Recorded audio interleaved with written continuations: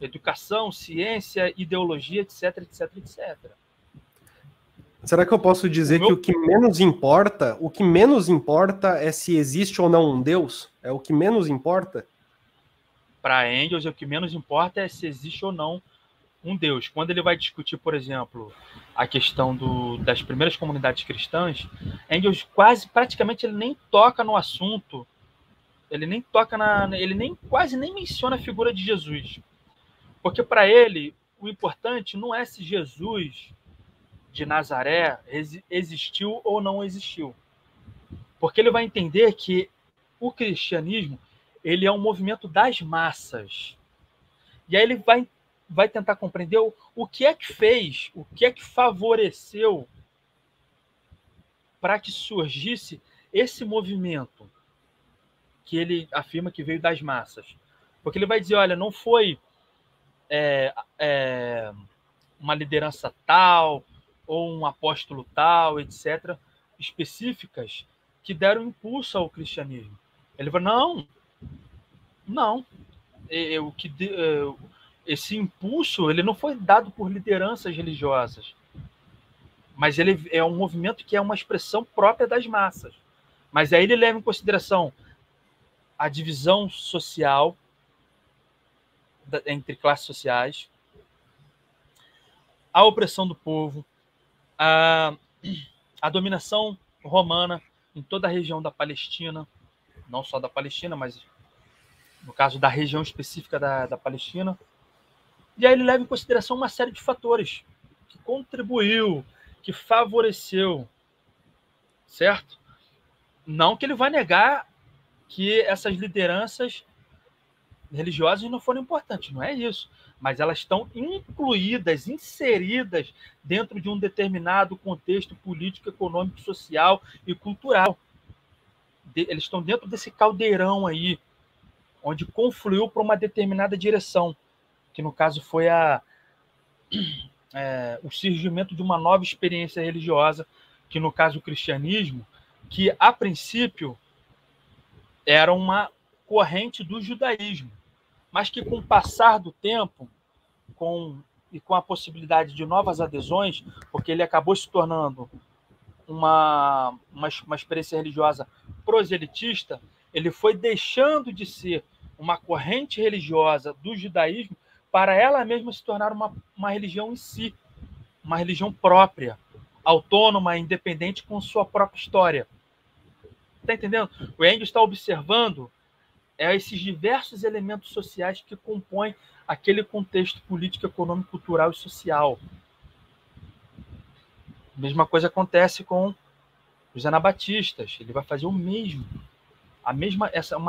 Porque é a questão do método do materialismo histórico. Você tem que sempre partir dessas premissas para analisar qualquer coisa, qualquer fenômeno social, inclusive o fenômeno religioso. Então a gente não pode dizer que, sei lá, que o padre Camilo Torres era ópio do povo. Porra, o cara morreu tentando recuperar um fuzil que foi perdido na guerrilha. Ele levou tiro. Ele foi guerrilheiro, o padre Camilo Torres. Pegou em fuzil, pegou em arma. Não pode chegar e dizer assim, não é possível chegar e dizer, olha, o coletivo plural, que foi um coletivo que teve aí nas eleições de 2020, municipais, lá em BH, é um coletivo onde eles mobilizavam a identidade evangélica. Não é possível dizer que eles eram ópio do povo, sabe? Não cabe isso. Não cabe dizer que os católicos que se envolveram na Revolução em Nicarágua, as lideranças católicas eram ópio do povo. Não tem como, não é possível.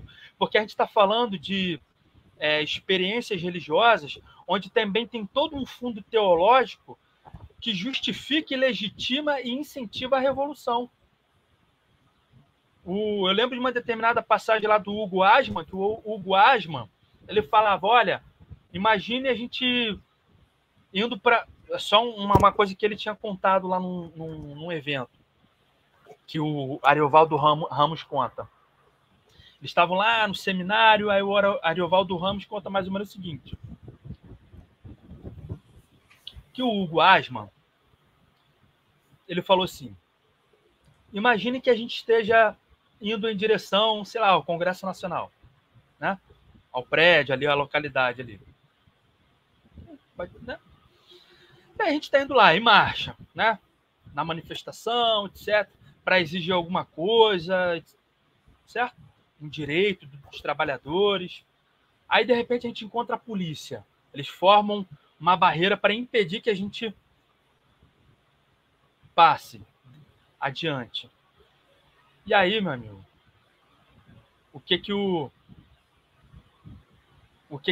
né, a concepção teológica dele diz? Olha, vamos seguir em frente e vamos enfrentar. Porque olha só, veja bem, veja o caso, por exemplo, do teólogo James Cone. Agora não é mais o James Connolly, é o James Cone, né, que é o teólogo da teologia negra nos Estados Unidos. Eles estavam partindo para uma radicalização para os direitos civis.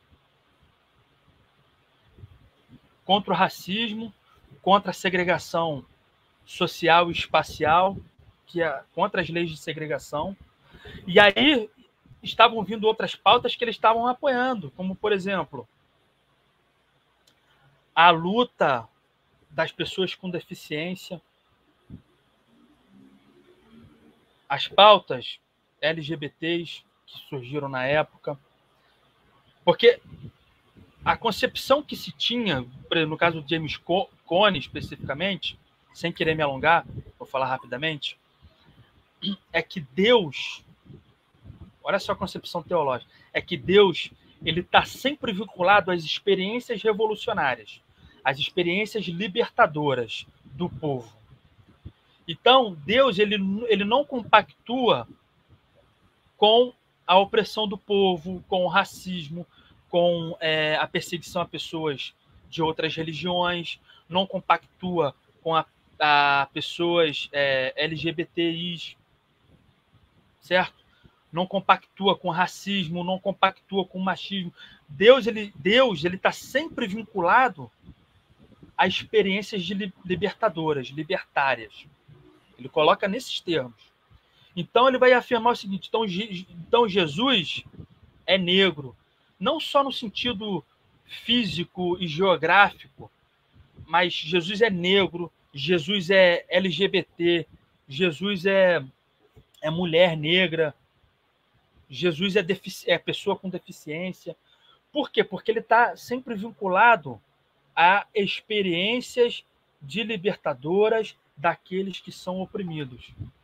Assim, então isso não me permite, não me dá muito espaço para afirmar que no caso específico da teologia produzida, da teologia negra produzido por James Cone, é ópio do povo. Não tem base material para isso. Primeiro porque não é só pela produção da teologia, mas é pelas suas atividades políticas, intelectuais, militantes que ele desenvolveu durante sua vida. Certo? Então a gente tem vários exemplos que a gente pode dar. Vários, inúmeros exemplos que não cabe. Talvez se você chegar a falar para mim, olha, Silas Malafaia. Então, aí tudo bem. Aí a gente pode... Não, tudo bem, esse... Aí nós estamos falando de uma experiência religiosa que é conservadora, inclusive que está partindo aí para o que alguns autores, pesquisadores da atualidade têm chamado de cristofascismo. Se eu não me engano, James Cone foi até um dos primeiros a utilizar essa palavra, cristofascismo. Ou seja, a denunciar que o cristianismo, uma determinada vertente do cristianismo, que compactua com o fascismo. Certo? Aí sim, tudo bem. Talvez caiba melhor produzir a ideia de religião como ópio do povo, mas a gente tem que sempre também tomar o cuidado para não ser generalizador em todos os casos. Isso é importante.